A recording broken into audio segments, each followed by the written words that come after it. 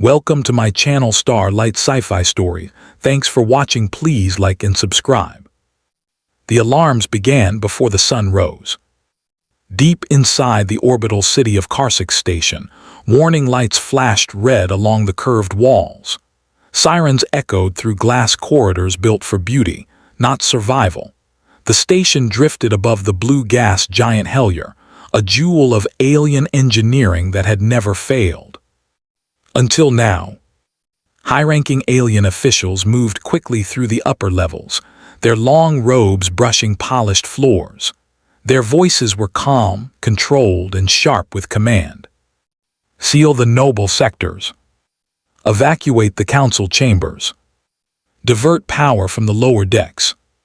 No one mentioned the workers.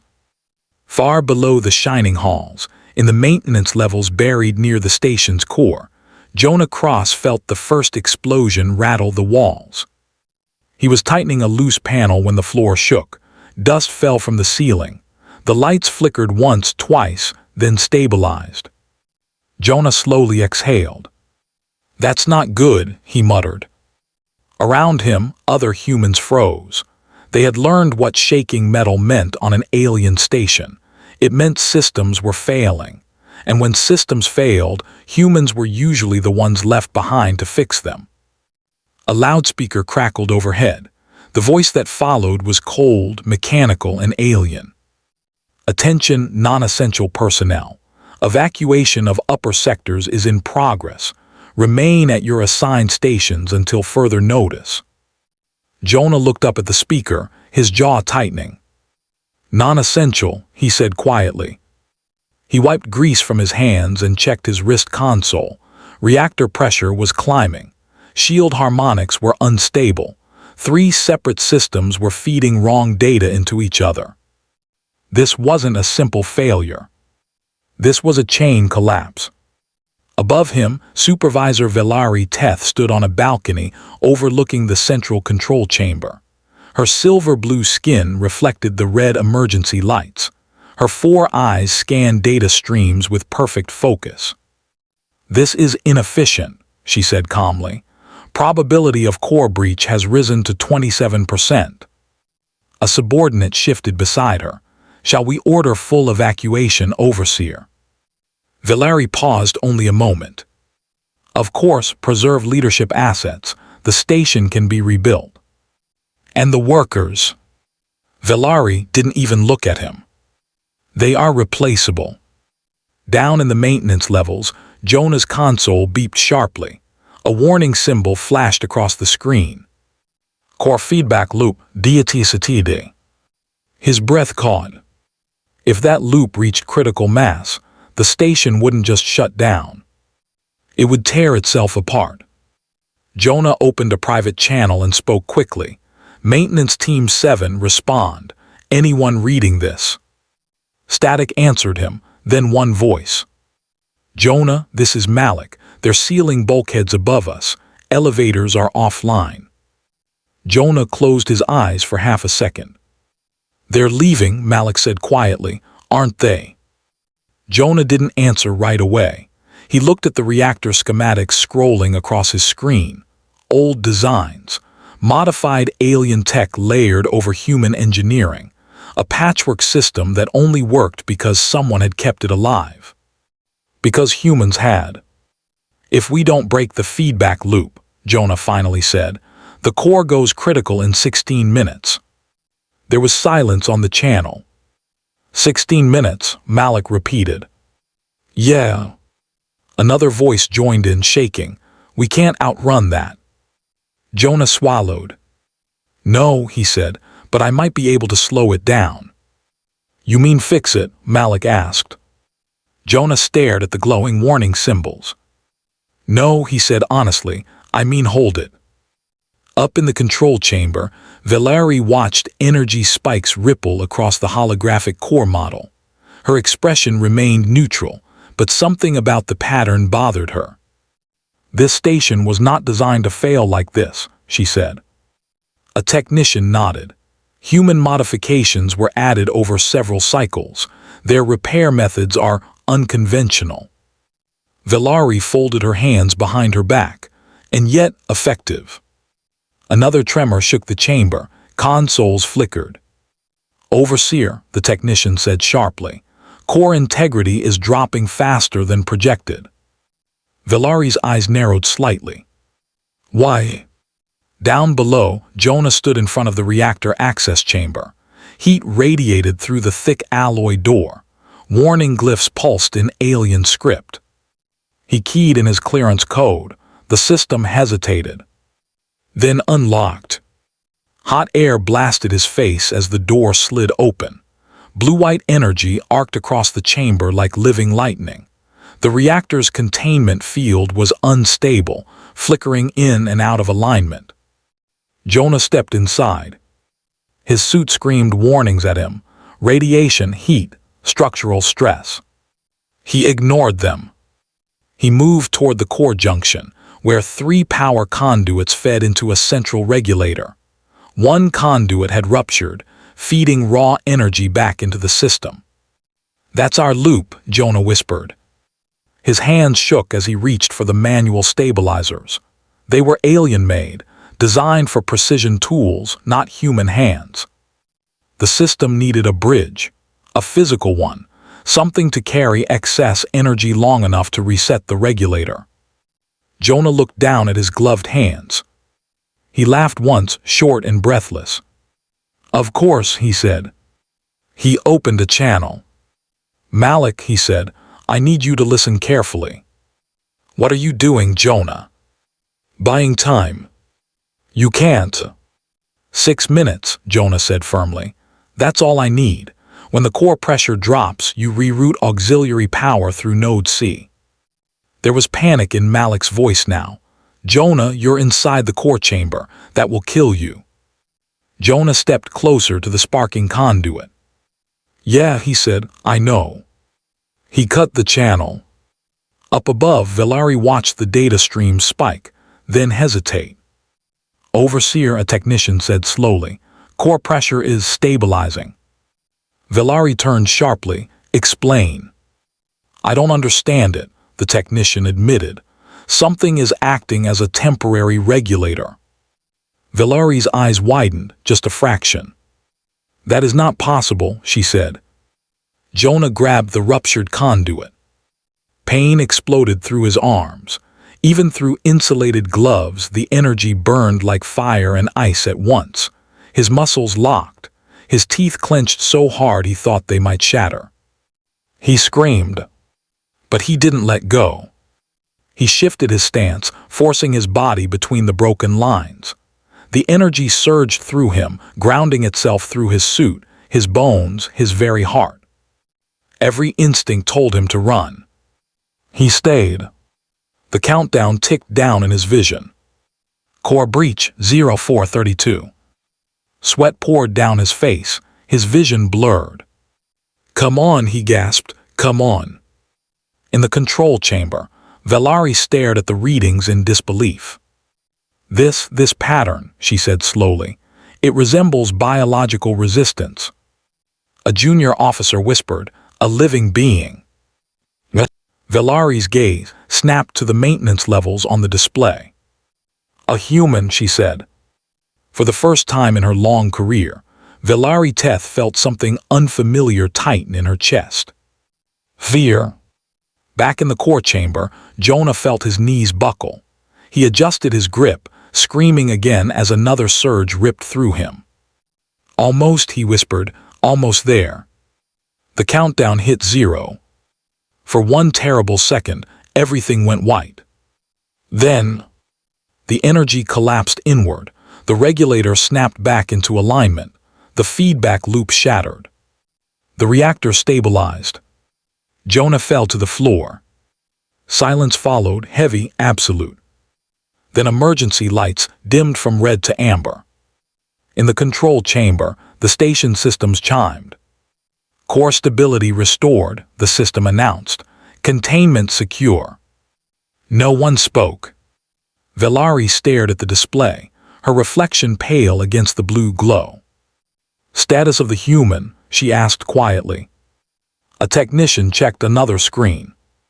"Alive," he said, stunned, "barely." Jonah woke up in a medical bay. He had repaired himself months earlier. His arms were wrapped in regeneration mesh.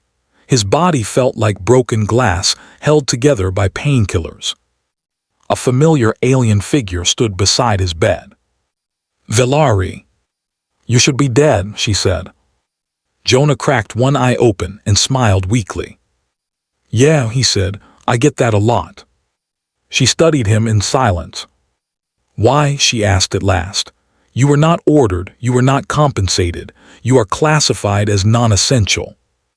Jonah shrugged carefully. "It was broken," he said, "so I fixed it." Velari searched his face, as if trying to find deception. She found none. Outside the medical bay, alarms fell silent. The station lived. But something else had changed.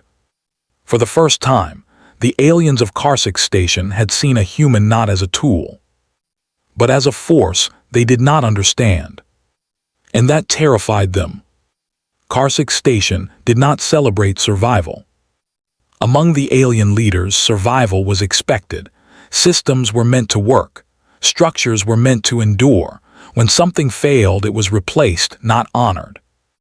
But in the lower maintenance levels, the humans whispered Jonah Cross's name like a quiet signal of hope. "He held the core," one said. "Used his own body," another added. "He didn't run." Jonah did not hear most of it. He lay in the medical bay, staring at the curved ceiling while the regeneration mesh slowly repaired his burned arms. Every breath hurt. Every movement reminded him how close he had come to dying. He didn't regret it. A soft chime sounded at the door. Jonah turned his head as Velari Teth stepped inside. "You are healing faster than projected," she said. Jonah smiled faintly. "Human bodies are stubborn." Velari considered that. "That quality seems consistent among your kind."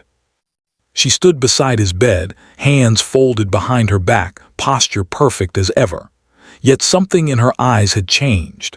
They lingered on him longer now, no longer scanning for flaws or errors. "I have reviewed the evacuation orders," she said. "You were never instructed to remain." Jonah nodded. "I know." "Why did you ignore protocol?" Jonah thought for a moment. "Protocol said the station was acceptable to lose," he said, "but people were still here." Velari said nothing. "On Earth," Jonah continued, "we fix things because someone depends on them. Doesn't matter if it's a machine or a person."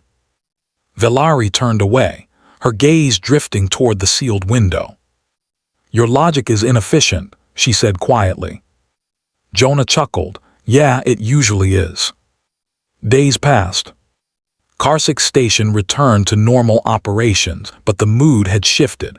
Human workers were watched differently now. Alien supervisors hesitated before issuing harsh orders. Some even asked questions.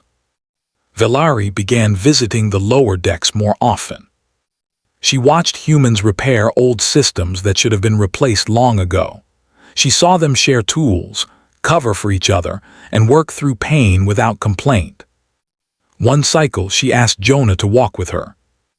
They moved through a corridor where the lights flickered slightly, a minor flaw no one else had bothered to correct. "Why not replace the lighting array?" Velari asked. Jonah stopped and opened a panel. "Because it still works," he said, "just needs care." He adjusted a wire, tightened a connector, and closed the panel. The light steadied. Velari stared at it. "Your species invests effort where no profit exists," she said. Jonah shrugged. "We call that keeping things alive." The station alarms sounded again 3 days later. This time they did not stop. A deep, violent tremor shook the entire structure. Consoles flashed warnings faster than anyone could read them. "External impact detected," the system announced. "Multiple hull breaches. Power grid destabilizing." Velari rushed into the control chamber as officers shouted overlapping reports. "A debris storm from Hellier's rings. Shields are failing across multiple sectors." Evacuation routes are compromised. Valeri's eyes locked onto the central display. If the station lost power now, it would break apart under the planet's gravity. We must abandon the outer decks, an officer said. Preserve the core. Valari hesitated. Images flashed through her mind. Humans trapped below, narrow corridors, old repair tunnels. Jonah. Negative, she said suddenly. The chamber went silent. We will not abandon them, Valari continued. Reroute power to the lower sectors. All personnel remain. But Overseer, someone protested. This station survives together, Valari said firmly, or not at all. Far below, Jonah felt the second impact knock him off his feet. Metal screamed as a section of wall tore open, exposing the corridor to vacuum. Emergency bulkheads slammed shut just in time. Jonah pulled himself up, heart pounding. This is worse than before, Malik said over the channel. Way worse. Jonah checked his console. Power fluctuations rippled through the grid. If the main power core overloads, Jonah said, the station won't just explode, it'll fall. A voice cut in on the channel. Then we prevent that, Valari said. Jonah froze. You're on this channel, he asked. I am now, Valari replied. Tell me what must be done. Jonah took a breath. We can stabilize the grid, he said, but not from one place. It needs manual balancing across multiple nodes. Danger level, Valari asked. Jonah didn't soften the truth. Extreme. There was a pause. Then we will assist, Valari said. You, Malik blurted. Yes, Valari replied, guide us. Across the station, humans and aliens moved together for the first time. Valari followed Jonah through collapsing corridors and sparking conduits. She watched as he and others placed themselves between failing systems and catastrophe. She saw humans take burns without complaint, bleeding fingers tightening bolts one last time. Why do you not withdraw? She asked Jonah as they worked side by side.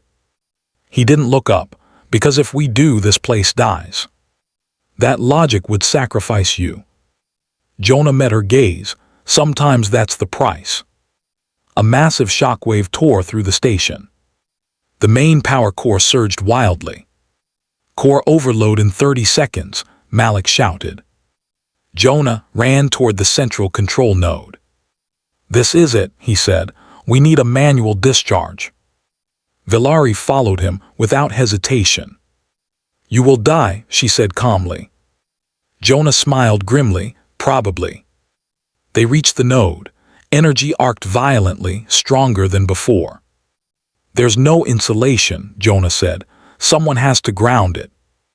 Valari stepped forward. I will do it, she said. Jonah grabbed her arm. No, your physiology is less resistant, she finished. I know. She met his eyes. But I have learned, she said, that survival without meaning is failure. Before Jonah could stop her, Valari placed her hands on the control surface. The energy surged. She screamed. Jonah acted without thinking.